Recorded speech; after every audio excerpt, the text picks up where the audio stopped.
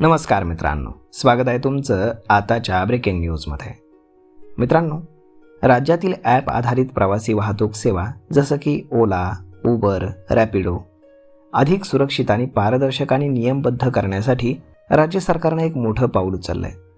परिवहन मंत्री प्रताप सरनाईक यांनी स्पष्ट केलं आहे की राज्यामध्ये कार्यरत असलेल्या सर्व ॲग्रिगेटर्स कंपन्यांना 1 सप्टेंबर 2026 पर्यंत परिवहन विभागाकडे अनिवार्यपणे नोंदणी करावी लागेल. निर्धारित मुदतीनंतर नोंदणीशिवाय आणि नियमांचं उल्लंघन करून प्रवाशांची वाहतूक करणाऱ्या कंपन्या आणि त्यांच्या वाहनांवरती कठोर कायदेशीर कारवाई केली जाईल. ओला, उबर आणि रॅपिडो यांच्यासारख्या ॲप आधारित प्रवासी वाहतूक सेवांचा राज्यामध्ये वेगाने विस्तार झाला असून दररोज लाखो लोक या सेवांचा वापर करत असतात. सरकार प्रवाशांची सुरक्षा, सेवेचा दर्जा आणि कंपन्यांची उत्तरदायित्व सुनिश्चित करण्यावरती विशेष भर देत आहे. परिवहन विभागाचा विश्वास आहे की नवीन ॲग्रिगेटर धोरणाच्या प्रभावी अंमलबजावणीमुळे अवैध वाहतुकीला आळा बसेल आणि प्रवाशांना अधिक सुरक्षित आणि विश्वसनीय सेवा मिळतील. परिवहन मंत्री प्रताप सरनाईक म्हणाले की तंत्रज्ञानाच्या माध्यमातून नागरिकांना उत्तम सेवा मिळायला हव्यात, परंतु सोयीच्या नावाखाली कायद्याकडे दुर्लक्ष करून प्रवाशांच्या सुरक्षेशी कोणत्याही परिस्थितीमध्ये तडजोड केली जाणार नाही, असंही ते म्हणाले. सरकार ॲग्रिगेटर व्यवसायाच्या विरोधात नाही, तर उलट या क्षेत्राला स्पष्ट नियम आणि उत्तरदायित्वाच्या कक्षेमध्ये आणण्याचं सरकारचं उद्दिष्ट आहे. नवीन ॲग्रिगेटर धोरण 2026 अंतर्गत प्रत्येक ॲग्रिगेटर कंपनीची परिवहन विभागाकडे नोंदणी करणं अनिवार्य असेल.